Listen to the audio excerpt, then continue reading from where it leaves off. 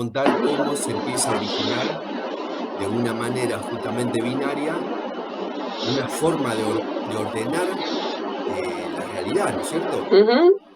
Y de cómo esta polarización también lo viene a reforzar. Porque recuerdo en la primera clase o la segunda, cuando vos dijiste algo de entre aquel y aquello, me quedo en el entre, dijiste vos. ¿No es cierto? Sí, no lo digo yo, lo Y dice él. claro, y bueno, y Preciado también habla, en un momento que leí un poco, pero no mucho, también habla de una zona, o sea, refuerza esa zona, Preciado, El cruce. el cruce, usa esa palabra. Y nada, por ahí voy a dar un ejemplo polémico, pero una cosa es real lo que fue yo estoy vacunado, digo también en relación a lo que escribí, yo estoy vacunado, me sigo cuidando, no comparto el mate, pero una cosa es el COVID-19 y otra cosa es la construcción cultural que se hizo del coronavirus. Ujú. Y en esa construcción cultural del coronavirus, no en la primera etapa, sino en la segunda etapa, cuando, bueno, yo ahí cuento que empiezan las clandestinas, las fiestas clandestinas. O sea, podríamos decirlo en la segunda etapa. Yo tengo un amigo que me dice, mirá, yo dos de estas no me las banco. A él le dio positivo, me dice, yo dos de estas no me las banco. Entonces yo digo, esto es Dos de real. estas enfermedades, pasar Claro, dos veces por esta enfermedad. claro, porque la pasó re mal. Ujú.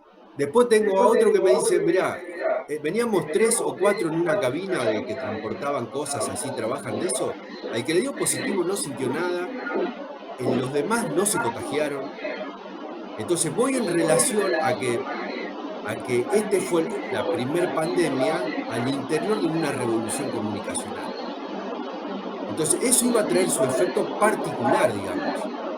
Entonces, yo después, en ese sentido, yo dije, bueno, mirá, entre este extremista y este extremista, porque constantemente se daba el tema en la calle y más acá que nos conocemos todos, se daba la idea de si es mentira o es verdad, porque eso sigue estando en tela de juicio, digamos. Entonces, Si todos existió o conocemos, no existió, está en tela de juicio. no, lo que está en tela de juicio me parece es, sí, justamente que en todo se habla siempre de las versiones conspiranoicas, digamos. Ujú. Porque Bueno, convengamos que hay todo un dispositivo que aprovecha la situación, sea verdad o no sea verdad, digamos. disputas simbólicas, ¿no? O sea, Claro, en realidad es la primera pandemia que nosotros como generación pasamos, atravesamos. Digo, claro. nadie tiene 100 años como para haber vivido la pandemia anterior, pero sí es la pandemia de la revolución, de la hipermediatización, mejor dicho, más que Claro. revolución, ¿no? De la hipermediatización. Y ahí de nuevo aparece, o sea, muy evidentemente la conflictividad del discurso, que de Y a nosotros nuevo, como comunicador, perdón, como sí, comunicadores también, porque por un lado exigimos, digamos, comunicación, información como poder, pero del otro lado, viste, ya el exceso es como demasiado. Es como, no bueno, sé, hubo pienso en mi ahí, mamá, por ejemplo, que ella, viste, es una señora grande, que apenas usa Facebook y qué sé yo, y tipo esas teorías conspiranoicas que me mandás, y ya no le hacen eso porque la sobreinformación también desinforma, viste, es como, bueno, están la pendientes sobreinformación es tan nociva como la falta de información, de nuevo, las totalmente. orillas, ¿no? Las Claro, orillas de totalmente. Preciado. Y la verdad y la mentira también puede leerse como esas orillas. Y el esquema de lo binario, digo, o sea, él lo muestra o lo empieza a mencionar desde su condición genérica de lo femenino, lo masculino. Acá Heriberto traía yo les diría la fundante metáfora del bien y el mal, que es como el principio de los tiempos, ¿no? En el principio de los tiempos Dios definió el bien y construyó al diablo que era el mal, porque no hay bien sin mal, no hay absolutos. Siempre necesitamos ese otro, esa heteronormatividad, ese heteroreconocimiento que decía Jiménez para instalar una identidad. También el bien necesita una identidad, también la verdad necesita una identidad. No hay verdad sin mentira, no hay bien sin mal, digo, no hay posibilidad de un absoluto único. Pero fíjense que funcionan como categorías fijas y estáticas porque funcionan en el esquema de la orilla, ¿no? Y entonces o estamos del lado de la verdad y nos pasamos al lado de la mentira, cuando Preciado justamente lo que nos dice es, ¿y si nos quedamos en el cruce? ¿Qué sería? Y ahí la pregunta que me interesa que se pongan grande así, porque creo que es la pregunta para leer todo el libro de Preciado. O sea, es la pregunta que puede orientar la lectura de todo lo que leamos de él. Es, ¿qué significa habitar el cruce? ¿Qué implica habitar el cruce? ¿En dónde lo vemos? Digo, no es que tenemos que transformarnos todos tenemos que tener una operación transgénero para poder habitar el cruce, ¿no? Es una metáfora muy fuerte la que encuentra Preciado del cruce, porque, y además es una afirmación, es decir, todos estamos en el cruce, las orillas son ficción. Yo creo que eso es como la afirmación más fuerte. Y la pregunta de cómo habitar el cruce la podemos leer desde la crónica de Alan, la podemos leer desde la crónica del Estado-Nación y su ¿no? Esta idea del pasaje, ¿no? Del pasaje de un país a otro, de una cosmovisión a otra, de una matriz cultural a otra. La podemos leer, obviamente, en todas las crónicas que apuntan hacia el poder. Hay una muy interesante, que si no la leyeron se los recomiendo ampliamente. Voy a agarrar el índice porque tengo mejor memoria con eso. Chicos, yo no había empezado a grabar, ahora empecé a grabar, pero bueno. La valentía de ser uno mismo. Ahí me da acá. Que está en la página 132. ¿Alguien la leyó?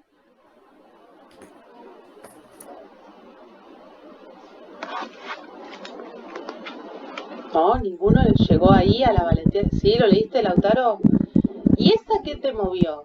Si la de Alan te movió. Estoy leyendo lo que a cada una que me llamaba la atención le hacía como un remarco o algo.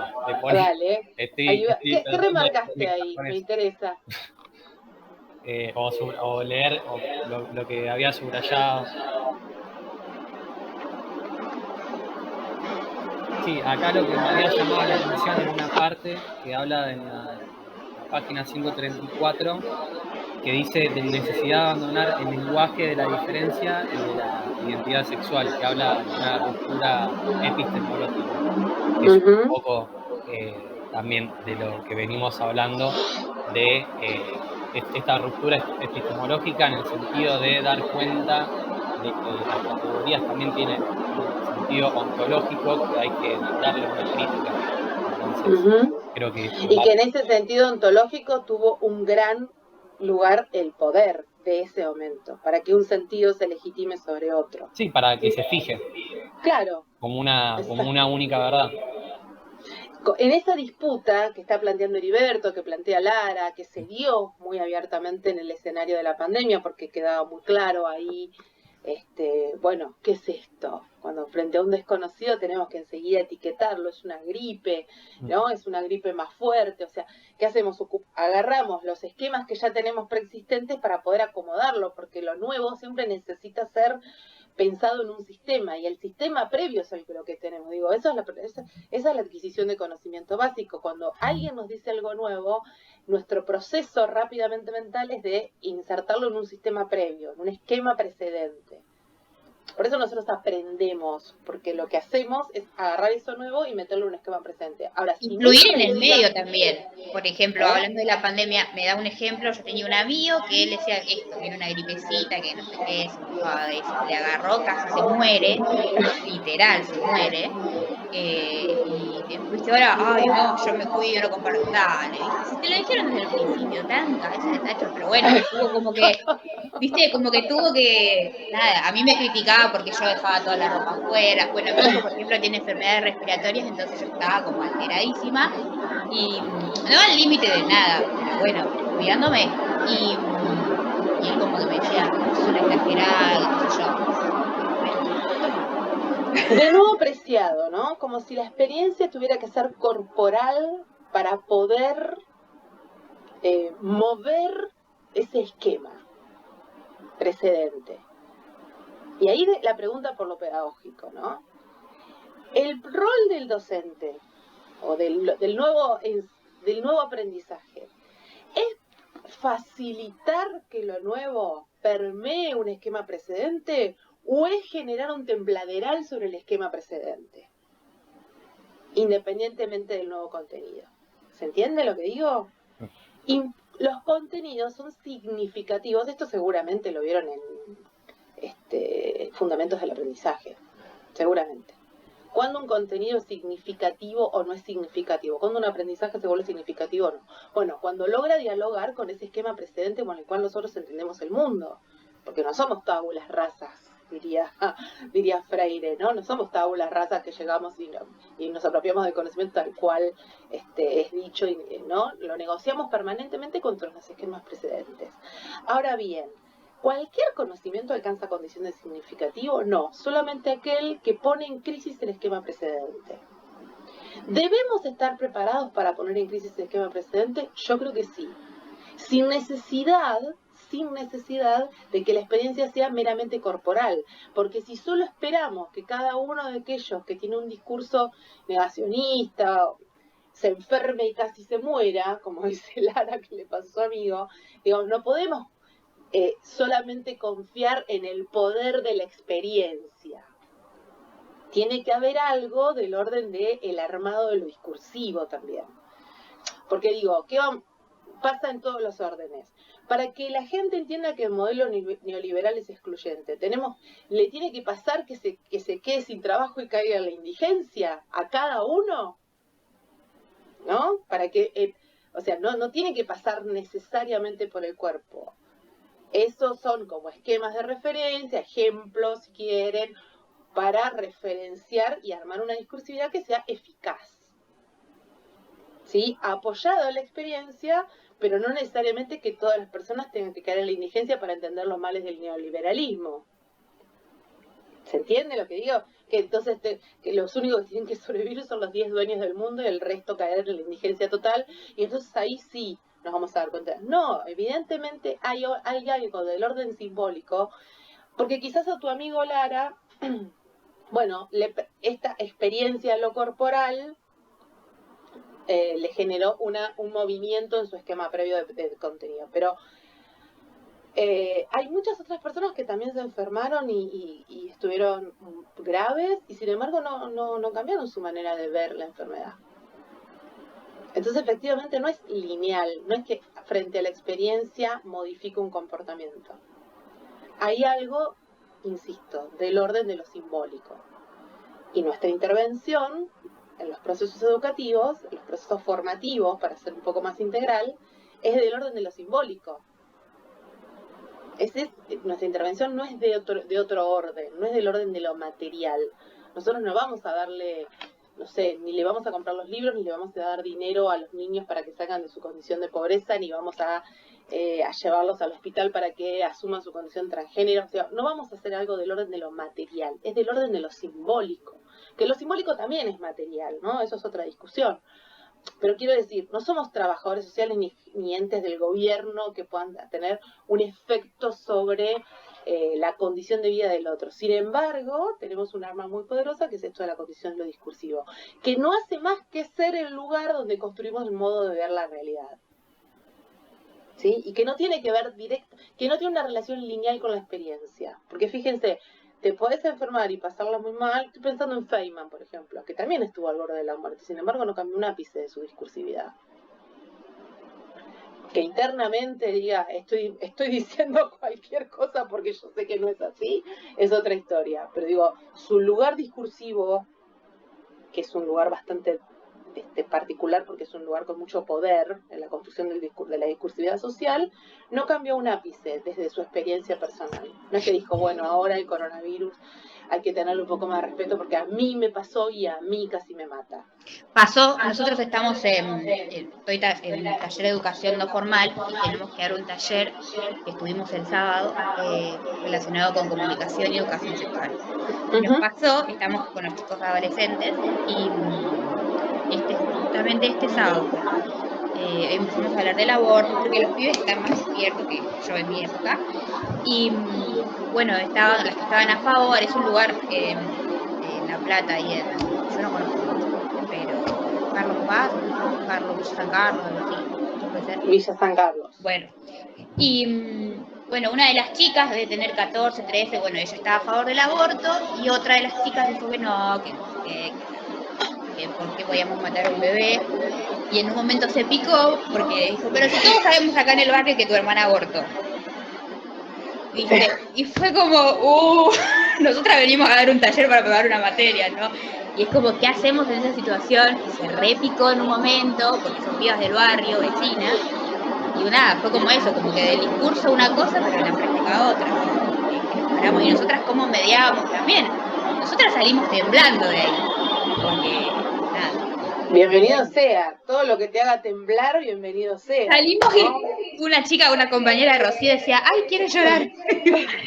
¿Cómo? Y si esta es la práctica, no quiero saber cuándo seamos docentes de verdad. Pero bueno, nada, es la segunda. Ya son docentes de verdad. Esa ficción de que el practicante no es docente es parte de la ficción también. Ay, pero no. Bueno, y fue eso también. Pero es genial porque, a ver, siempre la realidad es más compleja de las recetas con las que nosotros vamos a enfrentarlas. Siempre. Y está buenísimo que se presente así y que uno rápidamente pueda tener esquemas previos. Por eso insisto, no respuestas situadas a eso. Porque ¿qué puede uno decir frente a la experiencia del otro? Más que eso, reconocer que es una experiencia del otro. Claro, era lo que le decíamos nosotros. Bueno, quizá la chica piensa así, la que abortó fue su hermana, no fue ella. Sí, no importa igual. ¿Viste? No, importa no claro, pero en el momento de que se había repicado... Pensar que todo tiene que pasar por la experiencia corporal, ¿no? Claro, porque totalmente. Por eso yo les decía al principio de la clase, Virginie Despentes elige hablar de lo que... O sea, habla de lo que habla desde su experiencia personal. Ella cuenta en primera persona su relato de cómo es violada. ¿Sí? En la teoría de King Kong. Está bien, es un mecanismo, porque es efectivo en el discurso. Preciado elige hablar desde su condición personal, o de su cruce personal, pero nos provoca decir todos estamos en el cruce. ¿Todos tenemos que atravesar por esta situación personal? No. ¿Todos tenemos que ser violados para tener alguna instancia de opinión o de subjetividad o de empatía con la condición? No. Digo, ¿todos tenemos que atravesar un aborto para poder explicar, contar, tomar posición, mirar el mundo con la lógica del aborto? ¿Todos tenemos que estar frente a situaciones límite? No. ¿Todos tenemos que ser pobres para tener una idea de la pobreza? No. Porque hay algo del orden de lo simbólico que excede la experiencia personal. Ahí, profe, me estás haciendo acordar esto que se dio siempre, ¿no? En relación al racionalismo y el empirismo. Y de que, bueno, llegado un momento se necesitan de las dos. O sea, no se puede descartar. Pero tenemos una vida demasiado corta como para pasar por todas las experiencias. Totalmente. O sea, no solo nos legitima haber pasado por la experiencia. No, totalmente. Pero lo que sí comprender es que es re fuerte en el sentido de... Porque vuelvo a esto de los principios cuando habla Nietzsche, cuando habla del bien y del mal, y él lo relaciona también con el tema de la falta, pero con el tema de la deuda. Él da un indicio de cómo ya se entrelaza con lo económico también, con el deudor. Entonces, voy a esto, ¿no? Voy a que después lo recupera Marx y lo recupera Foucault, todos, ¿no? De que no es que hacemos lo que hacemos porque tenemos una determinada construcción de la conciencia, sino al revés, dicen ellos. ¿Sí? Es de la condición material que partimos. Claro, de acuerdo a lo que hacemos. Eso es una mirada marxista. Claro, está bien, pero por eso digo que es muy fuerte y todas estas respuestas que se dieron hubo mucho de estas respuestas de está todo bien, pero yo tengo que salir a trabajar. Y en otros casos quizá era una sola excusa para no detenerse, porque detenerse también invita a pensar en ese sentido. Pero digo, es como una cosa bastante, como todo, o sea, tiene muchos aspectos, ¿no? De dónde poder abordar. Si es como todo, no me sirve, porque necesito encontrar especificidades. Claro, por eso es muy difícil también, yendo a la construcción del lenguaje, por eso también es muy difícil romper el binarismo, porque necesitas, para llegar a consensos, para ordenar los relatos, como vos decías, de la modernidad o incluso de antes, necesitas, como vos decís, llegar a definiciones, Sí, ese fue el gran laburo de la modernidad. O sea, si hubo un gran trabajo de establecimiento de un orden, fue esto, los consensos y las negociaciones necesarias para dos cosas. Por un lado, para establecer legitimidades respecto de un posible orden discursivo. Y por el otro lado, para invisibilizar los debates o los conflictos que ese orden invisibilizó, ¿no? O sea, porque ganó A, pero no muestra la batalla de B, C o D. Que ese es el gran triunfo de la modernidad. Claro. Invisibilizar el debate anterior. Lo contemporáneo, y por eso es posmarxista, ¿no? Justamente juega o propone el juego de desvincularse de esa sobredeterminación materialista sobre las ideas. Esa es la gran mirada marxista. Lo material sobredetermina lo ideológico, ¿sí? Y nosotros vemos que a veces sí, ¿no? Me enfermo y entonces cambio de idea, y a veces no. ¿Sí? Entonces, lo que está proponiendo Laclau y lo que están proponiendo en general los autores de la contemporaneidad, que es más que la posmodernidad, ¿no? Digo, que es otro estadio, quiero decir, o es otro nivel epocal, ¿no? No lo quiero pensar solo en términos lineales. Digo estadio, aparece ahí de nuevo el esquema previo de la linealidad, ¿no? Como que fuera un avance. Pero digo, en este escenario que uno puede definir como lo contemporáneo y que no es exactamente lo posmoderno, ¿no? Ya es como un nuevo nivel, ahí aparece la fuerza del discurso como un lugar posible. Ya no es la fuerza de la experiencia meramente o la fuerza de lo material, sino la fuerza de lo simbólico como el lugar donde se construye lo real. Lacan, ¿no? Yo creo que ya les había dicho, ya habíamos hablado bastante de Lacan. Pero Lacan ya lo venía diciendo desde mucho antes. Lo que pasa es que siempre el psicoanálisis fue una disciplina medio bastardeada, ¿no? No fue, no, en el juego de lo disciplinar y del conocimiento, la psicología no fue una disciplina de las más legitimadas. De entrada, ¿no? Digo, tuvo que hacerse, tuvo que hacer su fortaleza. Pero yo ya venía diciendo que el orden de lo simbólico es central para pensar lo real. Por eso Laclau dice, bueno, yo soy posmarxista, pero además soy lacaniano, pero además vengo de este lugar, y lo que me preocupa es pensar el discurso, pero en relación con el poder, ¿no? Por eso es tan disruptivo y es tan complejo entender a Laclau, porque justamente él escribe y piensa desde un lugar del cruce. Y ahora, por ejemplo, no estuve mirando los medios hoy, pero Sí. se vuelve a dar esto que vos contás, se ve claramente en este tiempo contemporáneo, en el sentido de que están habilitadas todas las posibilidades. Por un lado, la polarización refuerza el binarismo, ¿no es cierto? Porque sí o sí... La polarización es hija del binarismo. Claro, sí o sí te fanatiza. Y de los extremos. Claro, pero a la vez digo, también se ve cómo circula esto de que, por la posverdad y todo, ¿no? Pero, por ejemplo, hoy es como que no sé si todos los medios o las páginas o los chistes incluso que circulan, tienden a reforzar quién ganó ayer las elecciones, ¿no es cierto? Como que sí o sí tiene que haber un solo ganador. ¿Por qué no pueden haber ganado los dos? Sí, qué sé yo, porque la competencia exige, también es binaria, ¿no? Hay ganadores y perdedores. Por eso, pero digo, pero para salir de lo binario, a mí me interesa que lo que está pasando, poner en el caso del coronavirus y de las elecciones, para tenerlos como dos casos de referencia, es lo que Marc Angenot dice en este libro, que se llama El discurso social, cómo se expande el universo de lo decible y de lo pensable. Lo contemporáneo nos pone ante experiencias, y Preciado hace un gran juego de eso, de ampliar el horizonte de lo decible y de lo pensable, porque cuando uno amplía el horizonte de lo decible, amplía el horizonte de lo pensable. ¿Qué quiere decir con esto? Que el mundo y lo real no tienen una dimensión única, no tienen una dimensión extraña a nuestra percepción, ¿no? Por esto, de nuevo, no es que nosotros somos, como sujetos, descriptores de un estado previo. Nosotros somos constructores de ese estado. O sea, lo construimos en nuestra propia percepción. Y el mundo que habitamos adquiere expansión, se expande, crece, se complejiza en la medida en que nosotros podemos hacer esa operación. No es que el mundo se complejiza y nosotros tenemos que ir detrás entendiendo la complejidad con lo que tenemos. Se complejiza en nuestra propia mirada.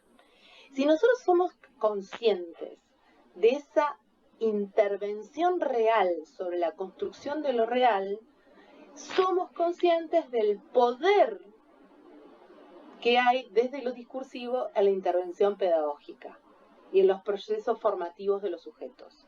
Por eso no es solamente una transmisión lineal de contenido nuestra tarea. Es, primero, ser conscientes de este lugar que ocupamos de discurso de poder, porque el discurso pedagógico es un discurso de poder. Nosotros vamos a ser actores sociales en un mapa donde si uno estableciera como por colores cuáles son lugares de mayor poder o menor poder, nosotros estaríamos dentro de los rojos, ¿sí? De esos que tenemos capacidad de intervención con un poder, sobre todo fíjense cuál es el poder de las instituciones escolares, como le pasa a Alan, ¿no? Es el poder o ver, ¿qué hubiera pasado en esa crónica de Alan si el docente hubiera intervenido en ese maltrato permanente? ¿Sí? Intervenido de lo discursivo, ¿no? Para decir, bueno, la diferencia se nombra, la diferencia, o sea, si no la nombramos no la vemos, si no la vemos la consideramos una amenaza, si la consideramos una amenaza lo que nos gana es el miedo, y si lo que nos gana es el miedo, actuamos como animales, eliminamos aquella fuente del miedo. ¿Sí? ¿Por qué desconocemos, eliminamos, ocultamos, tapamos o violentamos lo desconocido? Fundamentalmente porque nos da miedo. Nos da miedo ¿por qué? Porque no entra en nuestro esquema previo, precedente del mundo conocible. Por eso la necesidad de expandir el mundo conocible. Del lenguaje de los hombres, como decía. Claro. Y creo que no es casual que diga de los hombres en masculino. Creo que como que le da más potencia.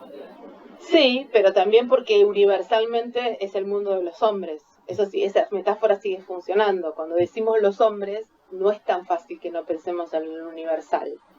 Por más que, de nuevo, el lugar de la mujer sea un lugar de debate como el coronavirus, como la pandemia, como la salud, como las elecciones. Son lugares donde claramente se ve la disputa discursiva.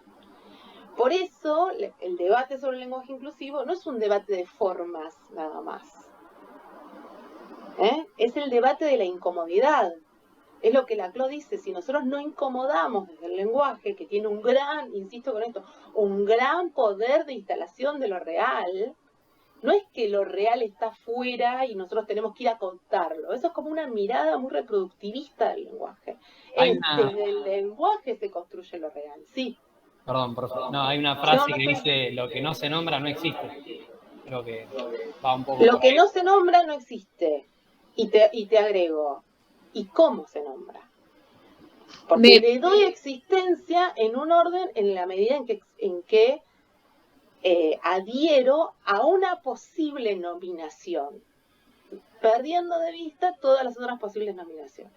De nuevo Laclau. Sí, ¿quién hablaba? Perdón. No, que el lenguaje cruza cosas. También sirve como para reafirmar. Por ejemplo, me quedo pensando que lo vi hoy a la mañana, no lo vi anoche, lo que pasó con el custodio de Milei, que salió con el arma. Digamos, ellos tienen un discurso, ni siquiera me parece que se cataloga como polémico, machista.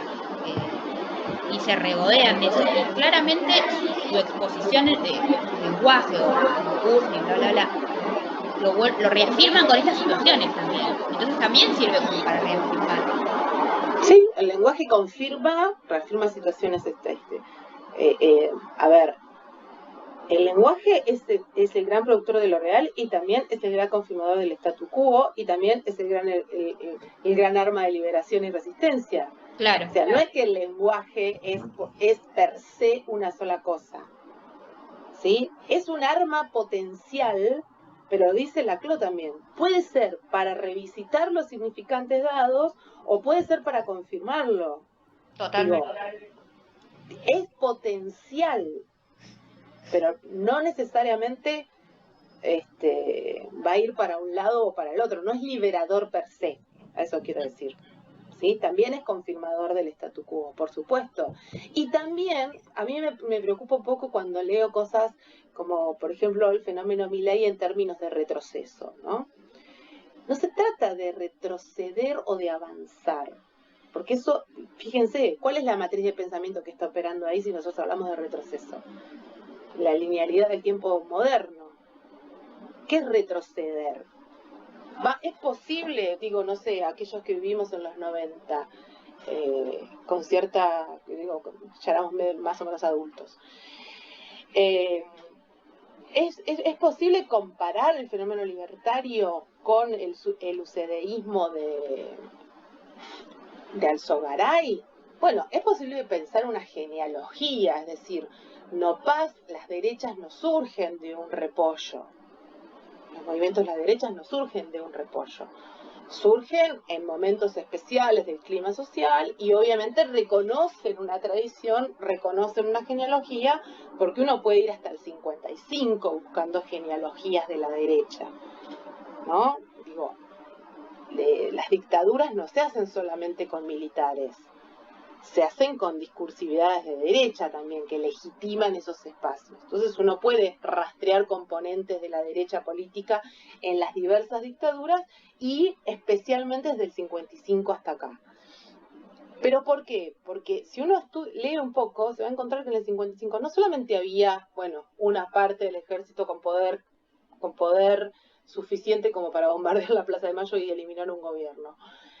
Había antes ya, desde el 50, escuelas de formación económicas ultraliberales, donde había batalla cultural. Esto que dice Milei, de que él viene a pelear por la batalla cultural, es muy real. La batalla en la derecha no se gana en las elecciones, se gana en lo cultural. ¿Y dónde se gana? En escenarios de crisis discursiva muy fuerte, donde, de nuevo, Angenot, ¿no? Donde determinado discurso tiene capacidad de entrada, ¿no? Y entonces, de nuevo, estamos como volviendo a revisitar lugares discursivos que parecían cerrados, negacionismo, ¿no? Violencia simbólica, discursos de odio hacia las mujeres, cosas que parecía como un dilema relativamente saldado. Qué sé yo, si hace 3 años atrás yo tenía esta misma clase y nosotros hablábamos de, bueno, cuáles eran las zonas donde lo discursivo y lo conflictivo venía apareciendo para cambiar este statu quo, bueno, el lugar de la mujer o el feminismo ocupaba un lugar central, como un discurso que venía a romper, ¿no? Venía a interrumpir, a irrumpir y a romper estructuras que parecían muy sólidas y muy solidificadas en la modernidad. Hoy, eso que parecía como un momento en que habíamos llegado y que ya no había posibilidad de volverlo a cambiar, bueno, se tiene que volver a pensar en el marco de los discursos de odio respecto a las mujeres, que obviamente tienen adherentes y tienen otra gente que lo está reproduciendo y lo está construyendo. Entonces, ese juego dinámico, eso primero deja muy claramente a la vista que no hay una certeza instalada de una vez y para siempre respecto de nada, ¿no? Ni siquiera de aquello que parece absolutamente incuestionable como esto es un mate, ¿no? Parece que las descripciones de las cosas son absolutamente incuestionables. Esto es un mate, esto es un lápiz, esto es un libro, bueno, esto no se discute. No hay una base de donde, bueno, hasta acá no se discute, después vamos. No, todo se discute, todo está en debate, todo está en conflicto. Algunos en esto de las posibles capas de sentido. Algunos están muy arriba, están en pleno debate, otros, bueno, hay algunos acuerdos más sólidos, ¿no? Esto que decía Laclau. Lo que necesitamos son negociaciones permanentes, hay algunas negociaciones más sólidas y menos efímeras, pero pueden entrar en crisis en cualquier momento. También lo decía Nietzsche, ¿no? Los conceptos de verdad pueden entrar en crisis en cualquier momento, de cualquier cosa. Entonces, para no irme demasiado de Preciado, porque yo quería que habláramos de Preciado, pero ustedes quieren hablar de cualquier otra cosa. Está bueno, pero no está tan bueno. Entonces medio, está bien, pero no tan bien. Me interesa que recuperemos esta de la pregunta, ¿qué significa evitar el cruce? ¿No? Que no es solamente reivindicar la incertidumbre como postura epistémica. No es solamente eso. Es poner en crisis la dimensión colonial. Miren, en la página 25, que es lo que yo quería arrancar por ahí, dice, permítanme decirles que la homosexualidad y la heterosexualidad no existen fuera de una taxonomía binaria y jerárquica. Es decir, no hay homosexualidad o heterosexualidad por fuera del esquema que lo define. ¿Sí? Y hay algo que nosotros tenemos como, ya diría como un vicio, que es muy difícil de desarmar, que justamente nos quedamos con la dimensión descriptiva de las categorías. ¿Sí? Y somos esencialistas.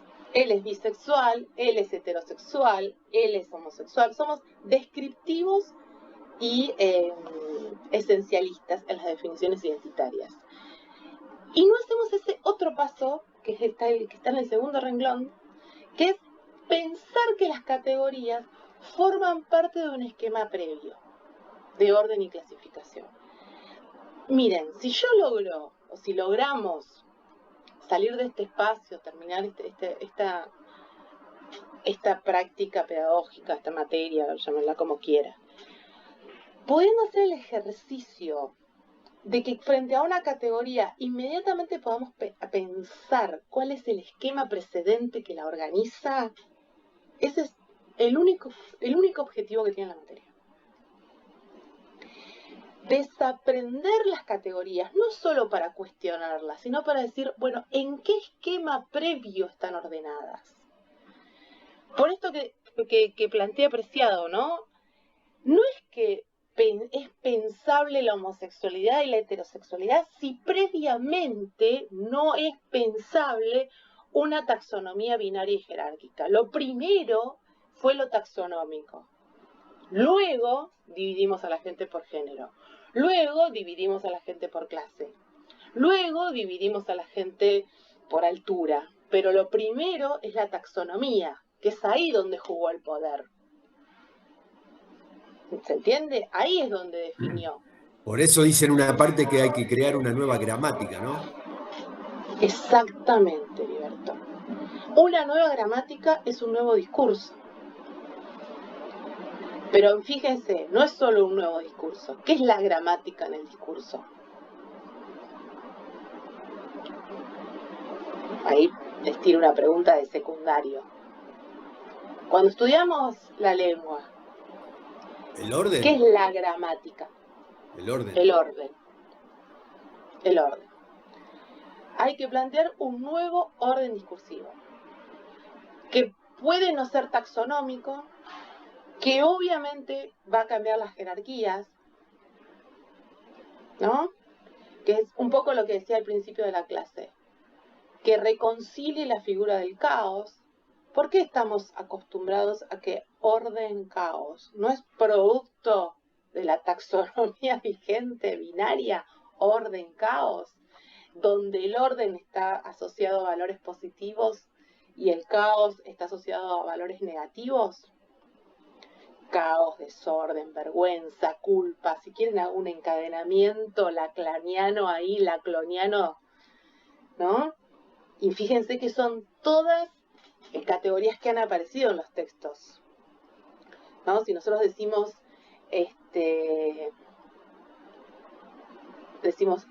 caos, vago, culpa, mentira,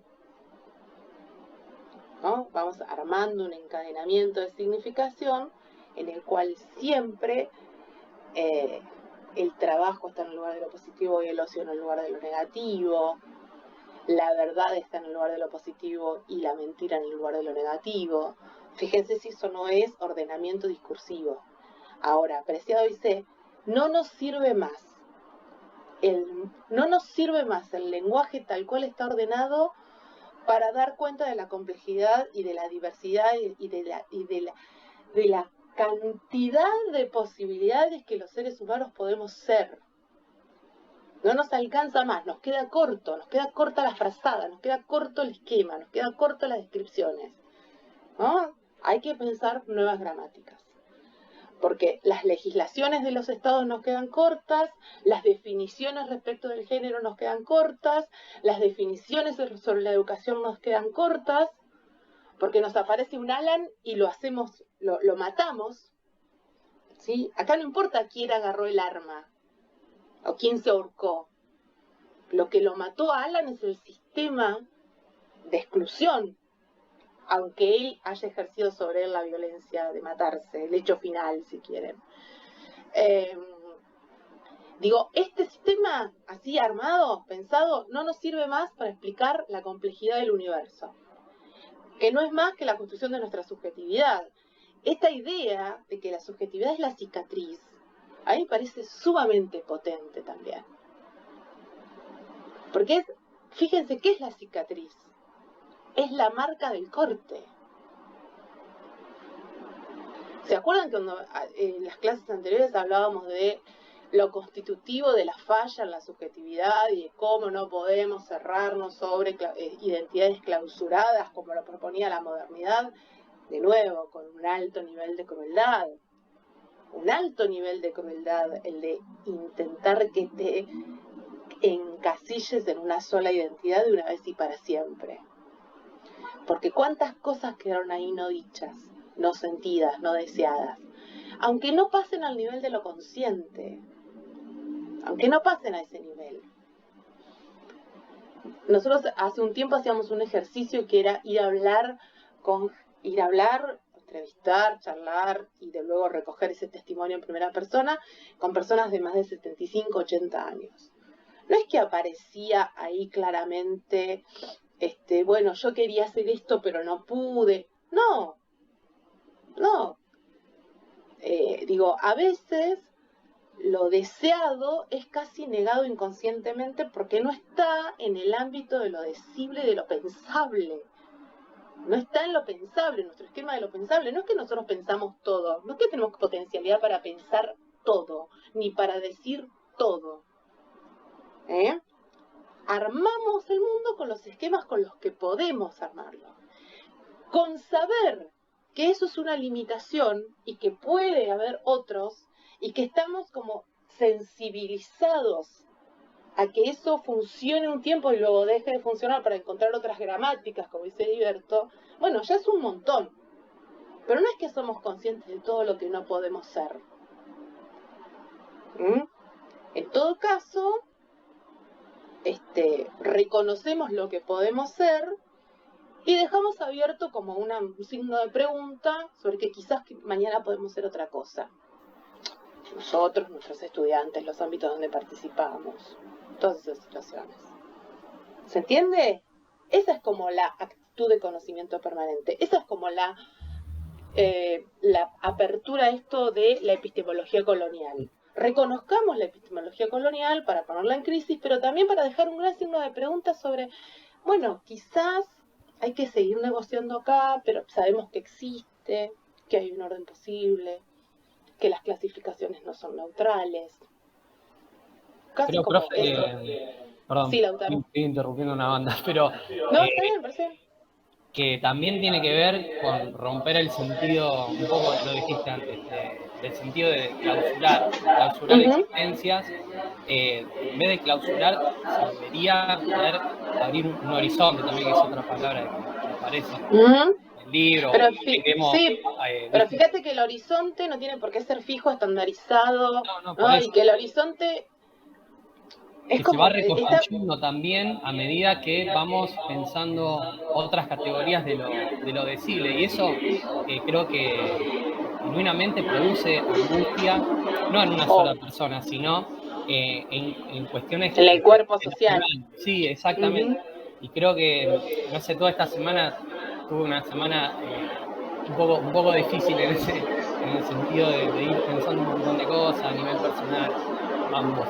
que no vienen al caso, pero también creo que somos una generación que cargamos con un montón de angustias de generaciones anteriores, no por echar culpa, sino por cómo se fue construyendo todas estas realidades, ¿no? También esta exposición de, por ejemplo, no sé, pensaba en la generación de mis viejos que capaz que ya a mi edad estaban construyendo una casa o estaban pensando en tener hijos y toda esa maquinaria de la existencia que se proponía antes. Entonces, cuando uno es imposible no comparar a veces, aunque te digan, che, no compares, es otra vida, pero como que te va jugando en la cabeza. Entonces, sí, claro, funciona a nivel del imaginario, del mandato, del deseo también, ¿no? Porque, a ver, de nuevo, la neurosis nos hace buscar necesariamente certezas.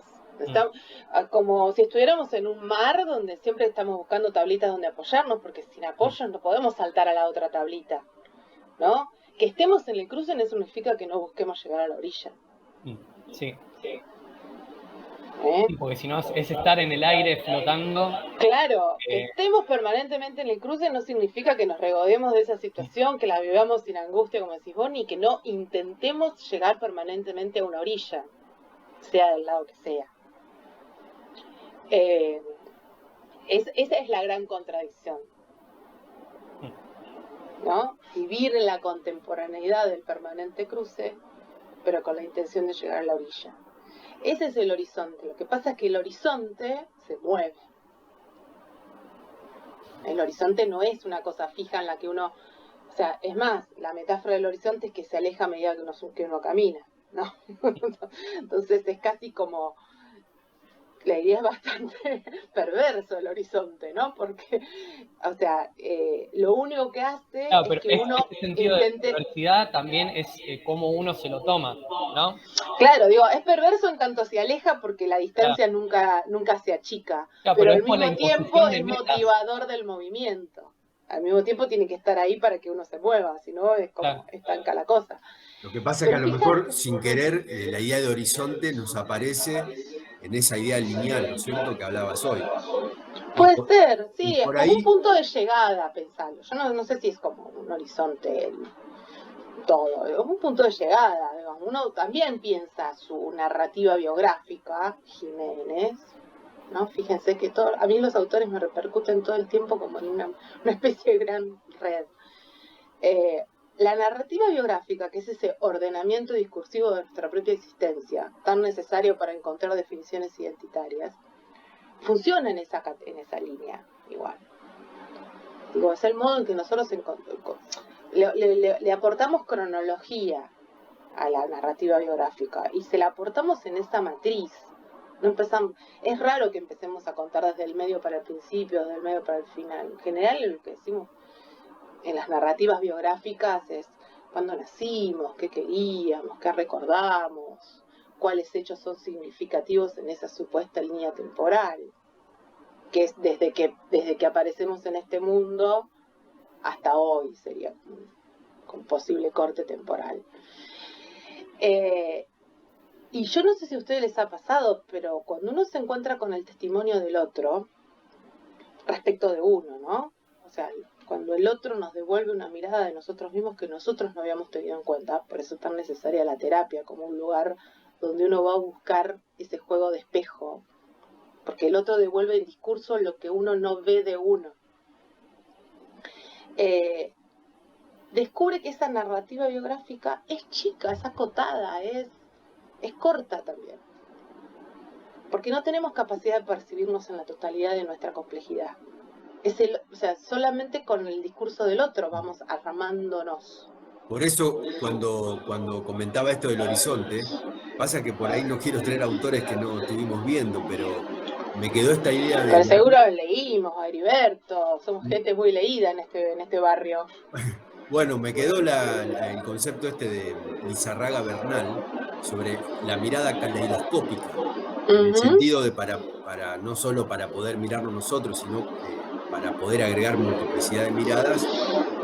Y él invita a salir de lo prescriptivo, porque siempre el poder nos va a ofrecer esas miradas ya prescriptivas.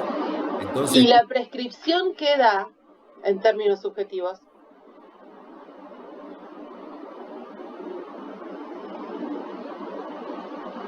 ¿Qué es la prescripción? Cuando vamos al médico, ¿qué es la prescripción? sí, por ahí no sé bien hacia dónde va tu pregunta, pero lo prescriptivo claramente es una fórmula ya establecida anteriormente. Claro, ahí va mi pregunta, la receta. Por eso entramos a los espacios buscando la receta. Porque es el modo en que el poder encontró de tranquilizarnos a nuestras neurosis permanentes. ¿No? Necesitamos la fórmula. De todo estamos buscando la fórmula, desde la Coca-Cola hasta ver cómo salimos de una situación complicada en un taller de educación no formal, como le pasó a Lara. Buscamos la fórmula. ¿Por qué quiere llorar tu compañera? Porque no encontró la fórmula. Porque no lo pudo resolver. Porque le ganó el peso de lo real sobre sus posibilidades de respuesta. Porque le desarmó algo, porque lo que lo angustia a tu compañera, lo que lo angustia a Lautaro, lo que nos angustia a todo, es cuando no encontramos la salida, la respuesta, algo que devuelva. Pero encontrándola también nos angustiamos. Porque nos parece poca. ¿Se acuerdan que yo les conté que el viernes pasado firmé mi divorcio? No me acordaba, pero bueno, Bueno, felicitaciones. les había contado. Me pasó eso, como lo que vos hablabas. Pero la angustia no se te fue después que lo firmaste y todo eso. Vino No. otra, Heriberto, las angustias no se van No, porque era lo que hablaba la profe, eso de que vernos en el otro. ¿Sabés por qué te lo Haber pregunto? elegido a un... ¿Cómo? ¿Sabés por qué te lo pregunto? Porque, nada, en una clase de filosofía escuchaba eso, de que hay una gran angustia antes del momento de la decisión, pero que una vez que lo decidiste y se dio, la angustia se fue, pero la decisión angustia. No, me pasó al revés, yo iba como con un relato en la cabeza, muy enojada, la pagada, el papelerío, cuánto me dan de plata, el pibe, la casa. Una posición subjetiva. Total. Y después, viste, me pasó porque yo a él lo elegí como compañero de vida. O sea, yo me vi el horizonte, yo me vi casada, vieja en el campo, con todo. Y después de salir de ahí, y salimos y me dice, bueno, el nene a las 5 tiene fono, lo paso a buscar. Y es como, viste, fue como, se te ponen un montón de cosas en la cabeza y ya está. Lo que nos unía legalmente, ya está, lo terminamos, pero te queda como esa sensación de decir, viste, y ahora que sí, ya está, ya lo solucionamos, ya está, la ley nos amparó, ¿y ahora qué hacemos? Yo me sentí como que me agarró la angustia post-divorcio, mis amigas, viste, todos felicitaciones, vamos a hacer joda, yo estaba como desgastada, digo, no chicas, todo mal, o sea, no. Bueno, porque lo que se rompe es el espejo ahí, ¿no? Y se rompe el imaginario, de lo que decía Lautaro también. Aparte porque te preguntan, no sé, bueno, es la decepción, porque uno y además tenés que seguir viéndolo. Y el resto de mi vida, tengo un pibe. Todavía en tu cabeza está en juego esa pero idea quizás que a ver, ella menciona como toda esta cosa con la que fue, ¿no? El enojo, yo fui re enojada, el abogado, ¿no? Toda como la estructura social que te posiciona subjetivamente en un espacio. Claro, cuando todo eso pasa, como el acontecimiento, diría Heriberto, eso pasa, la decisión, la previa, cambia la posición subjetiva. Y cuando cambia la posición subjetiva, que puede ser tan rápido como firmar y salir del lugar de la institucionalidad, matrimonio, divorcio, de ese binarismo también. Cuando cambia la posición subjetiva, quizás lo veo al otro y ya no veo al otro. Ese otro ya no es más mi enemigo del que me quiero divorciar, ya me divorcié.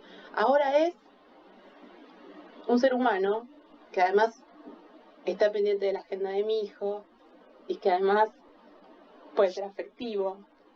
Y que aparte va a seguir siendo mi compañero, eso es lo que claro, y con el que tengo una empresa que criar a mi hijo. Y aparte en el momento de que estábamos sentados frente a frente. Y deja de ser el objeto de odio. Totalmente, totalmente. Me pasó que en el momento que estábamos sentados frente a frente, yo en un momento lo miro, ¿viste? Y porque te preguntan desde cómo te conociste hasta por qué te divorciaste, te preguntan todo. Claro, la narrativa biográfica de nuevo ahí, ¿no? Para situarse. Totalmente. Fue como, ¿viste? En un momento yo me aislé y lo miré y dije, bueno. Así, venido acá. y bueno, firmemos, ya está. Pero no es claro, pero porque no Pero es... salimos de ahí, viste, con el nene en el medio, que lo tenía mi vieja, y bueno, y a las 5 lo paso a buscar, me dijo que lo tengo que llevar a la fono, y es como, bueno, está bien, dale, nos vemos a las 5. O sea, Sí, no cambia nada, o cambia no, todo. O claro, cambia todo, porque cambia la posición subjetiva del que veo al otro. Entonces, de nuevo, para tomar el caso sin tomar el caso. Si cambiamos la posición subjetiva, que no es solo la mirada, sino es cómo nos leemos nosotros en determinadas coordenadas. ¿No podemos mirar al otro de manera diferente? Y cuando ese otro es nuestro estudiante, por ejemplo. ¿Qué rol juega la posición subjetiva que asumimos en la construcción de la mirada que tenemos del otro? No es solo, bueno, pensemos en un escenario pedagógico donde prime el diálogo, porque eso ya lo dijo Freire, claro que tiene que primar el diálogo. ¿Cuándo fue que pensamos lo opuesto? Pero, ¿qué es el diálogo hoy? ¿Cómo volvemos a definir en el marco de esta nueva gramática de lo contemporáneo el diálogo con el otro? No es tomar conciencia de la posición subjetiva en la que estamos insertos por una estructura de sistema para poder desplazarnos dentro de esa posición subjetiva, porque donde nosotros nos desplazamos, el otro también se desplaza. Lo que le pasó a Lara es que pudo ver, no sé cómo se llama tu ex, pero Luis. a otro Luis, ¿no? Que es el mismo Luis, pero es otro Luis. Porque lo que cambia es la mirada de Lara. ¿Se entiende? ¿Sí? Y de la estructura legal también, porque ahora es mi ex marido. Bueno, Mi estado civil ahora es separada, divorciada. Esto opere en el nivel de lo simbólico, porque tu narrativa biográfica pega un salto, cambia, ¿no? Deja un ítem. Pero bueno, a ver, ¿qué obliga a todo eso? A verse de otra manera. Y todo, fíjense, ¿por qué es importante la narrativa biográfica, como dice Jiménez? No solo porque otorga un orden posible a la experiencia, porque en el discurso ordenamos la experiencia, la jerarquizamos, la clasificamos, elegimos qué contar, elegimos qué no contar, como si uno pudiera contarse a sí mismo en todas sus dimensiones, ¿no? Bueno, elegimos una narrativa y eso incluye y excluye. Pero al mismo tiempo, porque cada nuevo hecho de esa narrativa reconstruye todo lo anterior. Me pone cara Romina. Este viernes a Lara le pasó una cosa que hasta el jueves había un relato de vida, pero el hecho del viernes hace que todo ese relato de vida vuelva a cambiar. ¿Sí? Porque entonces ya no es Luis el que me quiero separar, ahora es Luis el que me separé, pero que alguna vez elegí como compañero. Y entonces es la ilusión y la ruptura de la ilusión. Y entonces como se rompió la ilusión me doy cuenta que fue una ilusión. Porque en el momento no la viví como una ilusión, la viví como un hecho real. ¿Se entiende? Es como que permanentemente lo nuevo refuncionaliza todo lo anterior, resignifica todo lo anterior. En esta de encadenamientos, cada nuevo hecho redefine lo anterior. Por eso no es posible manejarnos en un lugar de certezas, porque ¿qué? ¿No vamos a revisar nunca lo anterior? ¿Porque siempre vamos para adelante? Esa es otra de las grandes mentiras de la modernidad. Como que siempre vamos en progreso y no se revisa lo anterior, y que los nuevos progresos no ponen en crisis lo anterior, ¿no? Como si fuera una avanzada permanente y reflexiva hacia adelante. No es eso. Es reflexión y loop, círculo. Volver para atrás para ver qué hicimos, cómo lo vivimos, cómo se lee. Cuando lo hice, lo pensé de esta manera. Pero a la luz de este acontecimiento, ¿vieron cuando dicen a la luz de los acontecimientos? Bueno, a la luz de este acontecimiento, revisito la situación anterior. Eso es revisitar la práctica. Porque es muy probable que uno ejerza una práctica, sobre todo en rol docente, bueno, manejando los elementos de la ética que tiene en ese momento disponibles, manejando desde el sentido común lo que cree que es lo más lógico, lo más justo, lo más equitativo, ¿no? Todos unos esquemas de valores posibles. Y en ese momento haga lo que le parece que es mejor hacer en ese momento. Pero luego puede pasar otra cosa que haga revisitar todos esos lugares de ética, de justicia, de equidad. Y entonces quizás es como darse cuenta de eso, que uno opera en función de lo que puede en ese momento, pero que eso no es de una vez y para siempre, igual, ¿sí? Me parece que esa es como nada, lo más interesante de la clase de hoy. Profe. Sí. No, recién un poco hablando de esto de tener que llevar a cabo algunos roles o mantener esas ficciones, me acordaba una de las crónicas, porque también lo que tienen las crónicas ya desde el título es como, bueno, te va moviendo de a poquito y después, bueno, te vas leyendo es como que te terminas de titular. Había 2 crónicas, ahora que las estaba repasando porque marqué las que más me llamaban la atención. Había una que se llama Teatro del Mundo. También, como uno, en una parte específica dice, nos negamos actúa de sí mismo. Claro, nos negamos a reconocer que somos nosotros mismos los que estamos escribiendo y repitiendo el guión. Obviamente el guión en este caso está influenciado por todas las ficciones que nos atraviesan y que se van sedimentando una abajo de la otra o también o en juxtaposición. No me salía la palabra, exacto. Sí, claro, pero me encanta eso, que recuperes esa imagen, porque es eso, escribimos el guión y lo representamos al mismo tiempo. Fíjate que la idea de la representación es muy fuerte, porque entonces nosotros no hay esencia única de verdad, no somos más que máscaras representándonos a nosotros mismos. En los roles, para funcionar relativamente bien en las demandas de los roles institucionales que asumimos. Y según ese guión también tenemos como la posibilidad de decir, bueno, qué está bien, qué está mal, como una posición moral. O de tachar líneas, o de reescribirlo. Claro, depende en qué posición. O de agarrar la hoja 1 del guión que escribimos y tacharla así, reescribirla, y que ahora sea la hoja 25. Y hay otra crónica también, que también del título que me llamó la atención, que se llama Imprimir la carta, que es también creo que rescata un poco la metáfora de que hablabas vos antes, de la cicatriz, de la subjetividad, de cómo nos atraviesa. Creo que más allá de lo lingüístico, creo que también hay una parte emocional y corporal que es inapelable. Lo simbólico es emocional, lo simbólico es material también, ¿eh? Lo simbólico es material. Por tanto, deja marcas en el cuerpo. Claro, exacto, que va de la mano y alguna parte me hice como un pequeño recuadro de esto de la lógica del binarismo sexual, que habla de categorías históricas, que hay prácticas culturales que son contingentes y estas que también van remarcando las estéticas del deseo contemporáneas, pero que hay que romper con que todo eso es un lenguaje natural.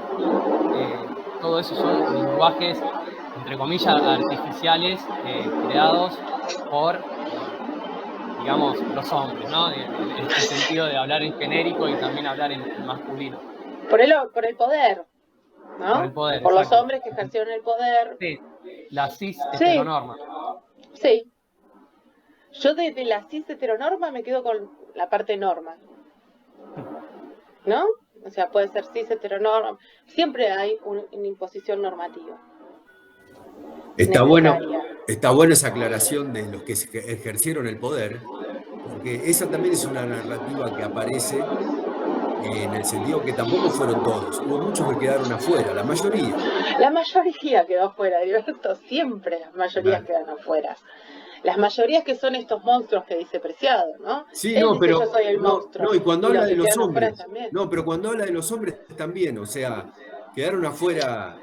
Pero digo, los que quedan afuera son los que el poder visibiliza como monstruos. Bueno, Foucault les decía los locos, ¿no? O sea, siempre las sociedades tienen modos de nombrar a esos excluidos. Pero me parece provocativo la figura de monstruo porque justamente es el deforme. El deforme es el que no puede asumir la forma. ¿no? El deforme es el que queda por fuera de la forma. Forma, norma, ¿no? Digo, el anormal, por el monstruo, en la monstruosidad me parece que aparece la deformidad y esa es la metáfora, ¿no? Por eso nos informamos, nos ponemos formas. Y si probamos con deformarnos,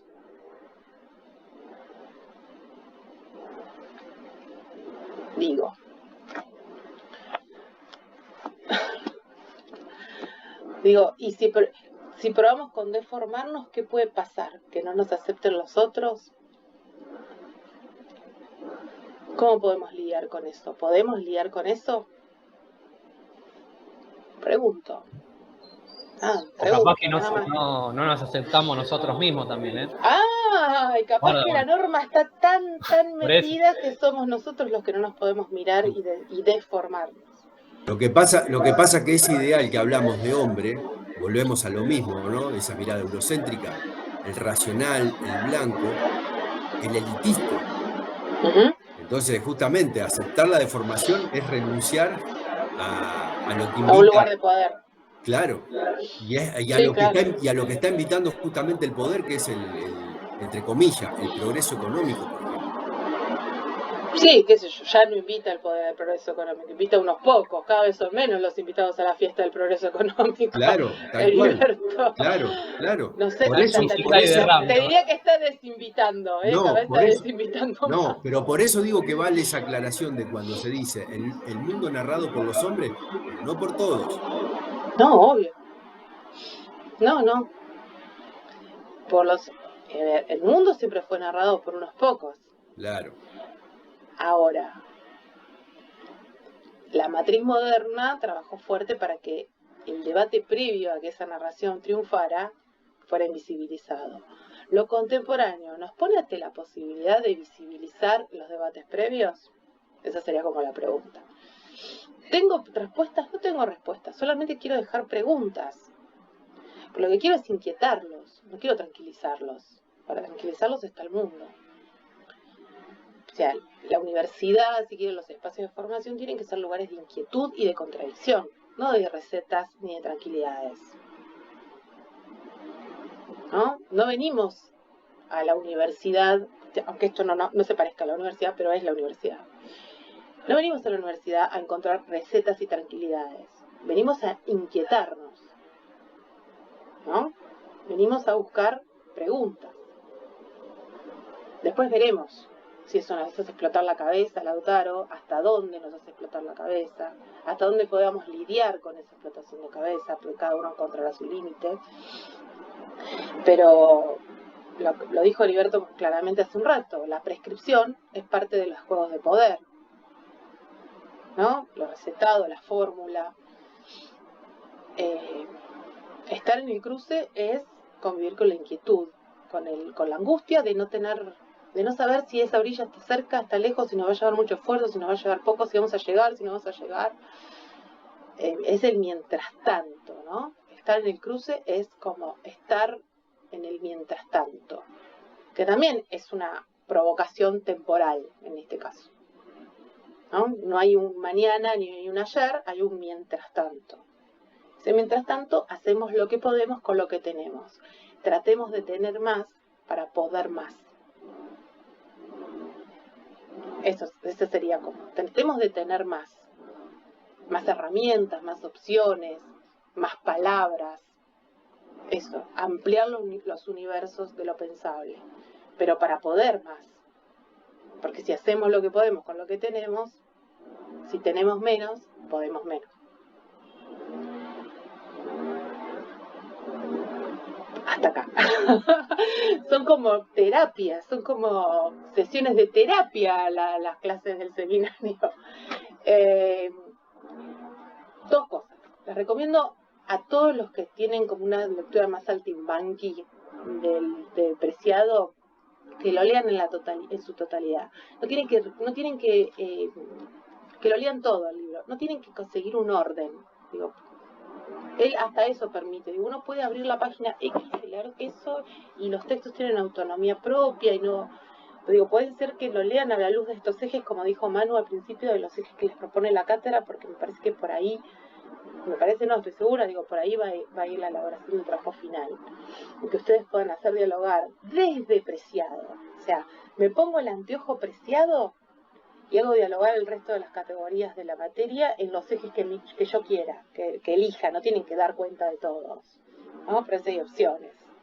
El que más les interesa hablar del colonialismo sistémico, les interesa hablar de la identidad, les interesa hablar de la cicatriz de la subjetividad, les interesa hablar del orden de la verdad y la culpa, de lo que les interese.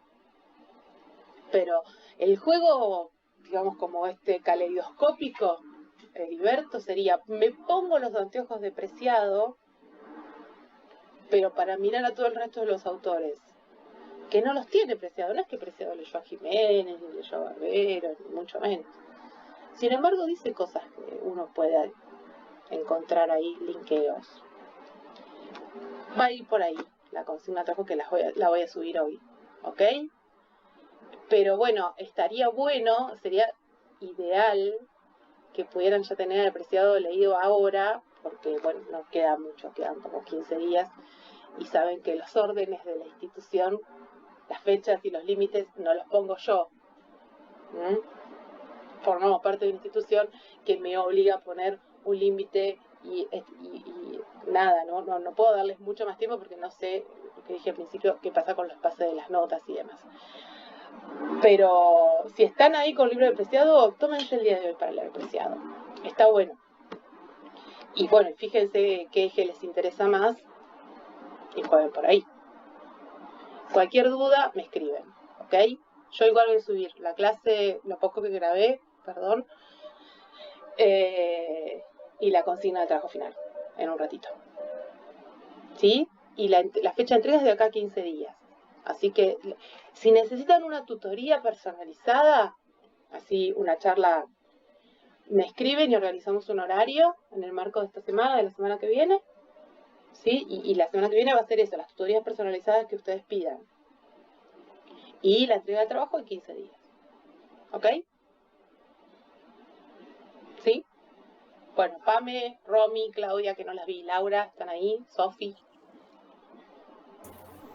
Sí, entonces lo que tenemos que hacer es elegir alguno de los ejes que tiraste, más o menos. A mí me interesó la parte de identidad, yo no terminé de leer, leí la primera parte y ni bien lo leí, lo identifiqué directamente sí, con Identidad, Jiménez y Revillo.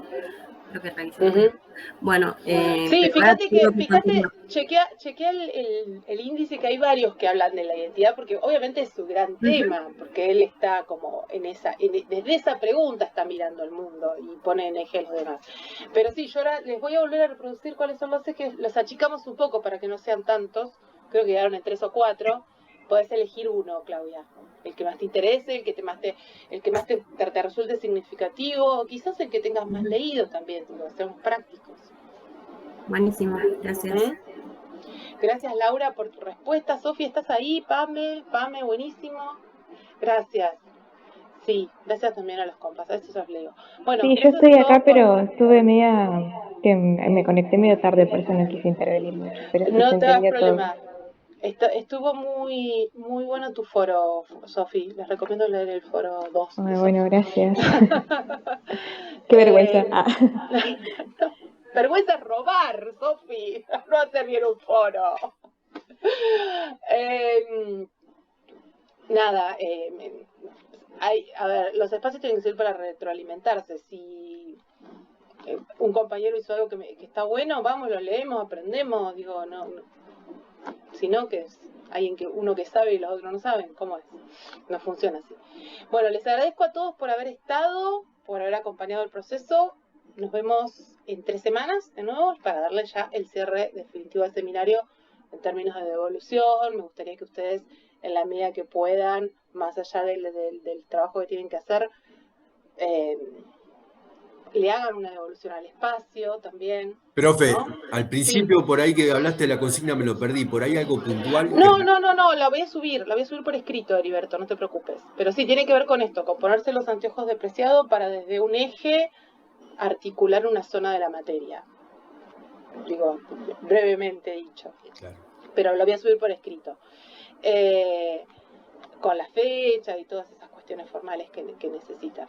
Pero sí me gustaría que para la última clase, si pueden, reflexionar en algún ratito, nada, antes de dormir, qué sé yo, qué les aportó el espacio, qué les sirvió, cómo empezaron, qué pensaban, cómo empezaron ustedes el tránsito por este espacio y cómo llegan, digo, si hay ahí algún nivel de transformación, de pregunta nueva, o no, digo, ¿no? Eso, como volver a decir, ¿cuáles eran las expectativas que yo tenía con esta materia? ¿Qué me pasó ahora? Sería como básicamente, ¿no? ¿Cómo empecé? ¿Cómo terminé? En el medio pasaron cosas, porque pasó la vida, obviamente. Pero bueno, capaz que un texto que leyeron les hizo pensar algo nuevo, o no, puede pasar.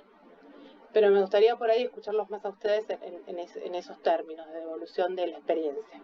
¿Está bien? ¿Sí? Bueno, gracias por la presencia y nos vemos en 3 semanas. Nos vemos.